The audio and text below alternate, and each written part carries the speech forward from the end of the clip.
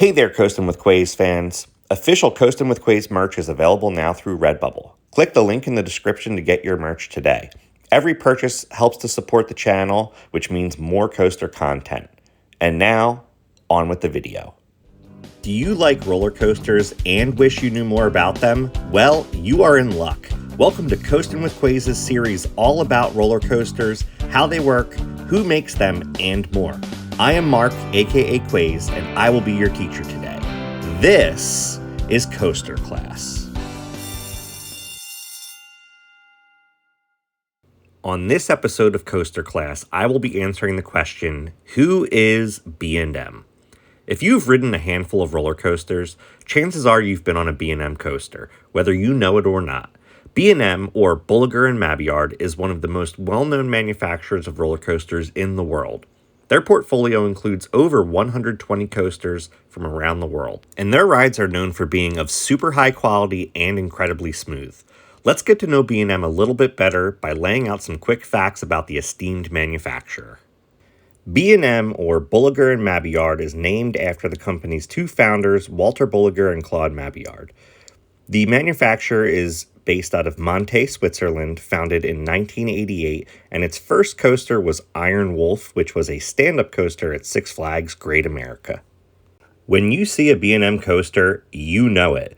The manufacturer's track features a box-shaped spine with tubular track above, and the supports are absolutely massive. Typical B&M coasters have a very large, intimidating presence and are a marvel to look at. This large track style is tried and true for the company, and the reinforced spine provides for great stability and a smooth ride. Many times, the spine is even filled with sand to dampen sound produced by the trains traveling on the track. Similar to B&M's easily identifiable track, B&M trains are also quite notable.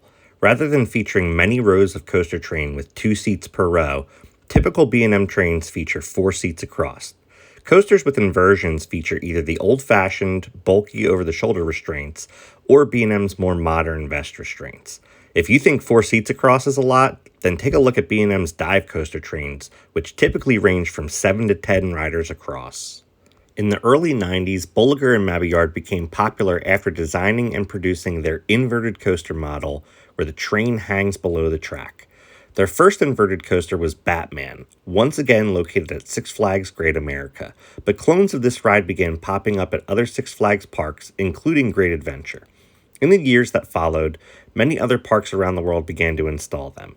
Nowadays, B&M inverts, known for their intensity, inversions, and inclusion of forceful positive G-forces, are staple rides at many parks. B&M didn't stop with the invert model. They continued to innovate by debuting Medusa, the first floorless coaster, where the train was wide open with riders' feet dangling just above the track. It featured a large, twisting drop at a height of 142 feet and 7 inversions, including a massive cobra roll at the ride's entrance. Medusa was a success, and many other parks installed floorless coasters, including the nearby Dorney Park with Hydra the Revenge. Hydra features the world-famous JoJo roll right out of the station. Over the years, B&M has continued to push the limits with their coasters, and they've developed many more coaster models, including stand-up, hyper, giga, flying, wing, and dive coasters. Many of these coaster types are fan favorites at the parks in which they exist, and that is for good reason. They provide unique and quality experiences, even though they're created by the same manufacturer. This might not sound like much of a feat, but many manufacturers do not provide variation to the same extent as B&M. Companies like Rocky Mountain Construction produce amazing rides, but typically, once a park has one RMC, they do not get another. There are the rare occasions where a park with a traditional RMC coaster might get something like an RMC Raptor model, but this is not nearly as common as parks who host multiple B&M experiences. Dive coasters such as Shikra at Busch Gardens Tampa, Griffin at Busch Gardens Williamsburg, and Iron Menace at Dorney Park leave bystanders in awe as riders are held at the top of the drop before plummeting.